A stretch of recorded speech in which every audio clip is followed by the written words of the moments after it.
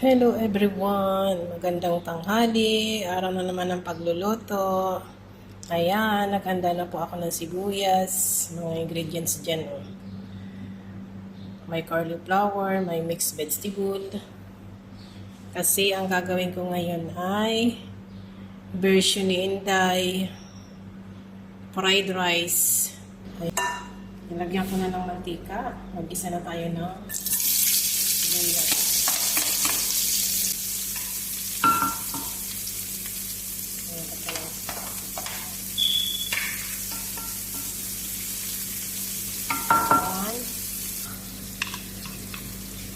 Hindi na natin ilagay ang bawang na konti.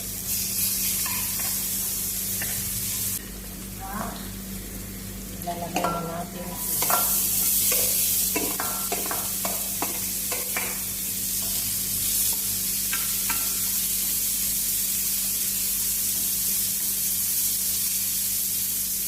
sabay-sabay na natin.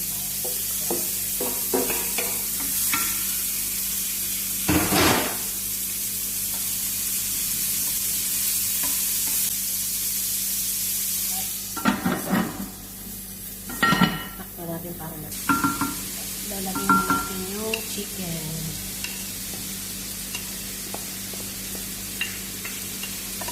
Pinaig ko muna siya sa olive oil. Ayan. Takpan natin ng ayan. At ito na yung vegetable natin na panghalo sa fried rice. Ipasay natin.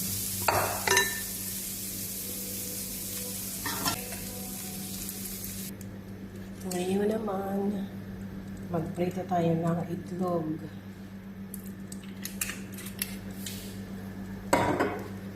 Prito tayo ng itlog. Parang dumami.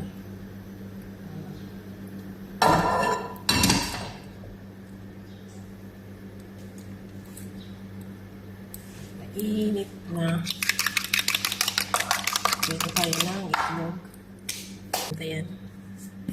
Para medyo mamahal.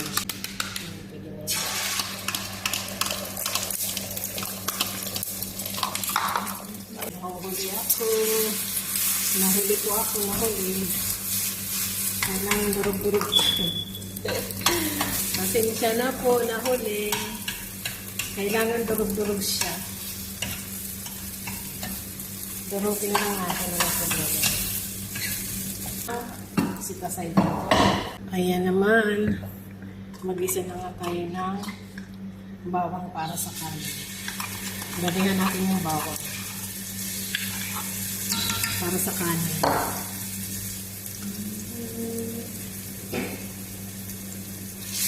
Lagyan natin ng kanin.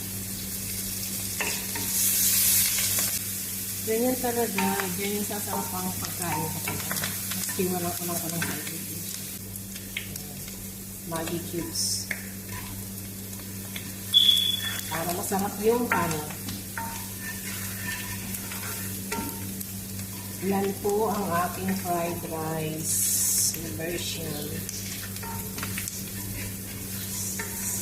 So, ilagay na natin yung itlog. Okay. Para magisa-gisa na siya.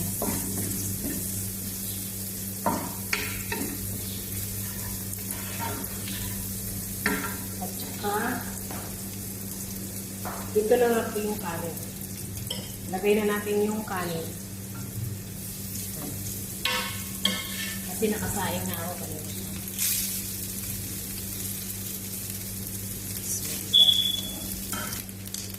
Ayan. Sa gusto mag-order na. Charot. Charot lang. Ayan. Ang sarap. Sa amoy pa lang, mapapakain ka na talaga. Ayan.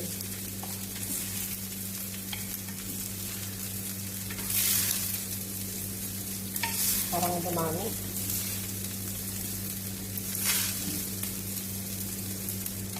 Okay. Ilagay na kaya natin yung para sabay-sabay na. Para hindi masyado malurog yung bigas, lagay na natin ito.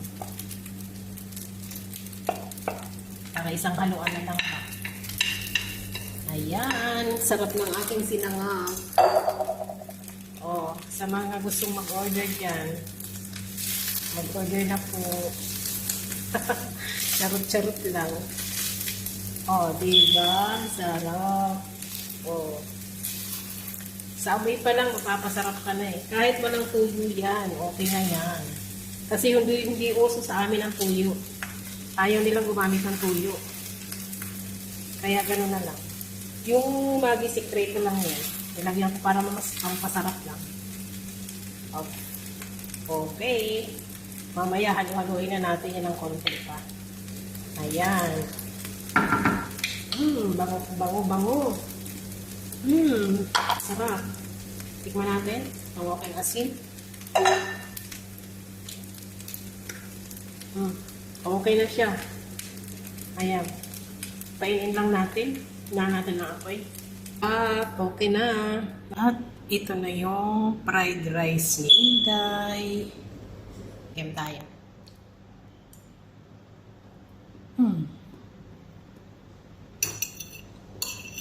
Hala, ang sarap.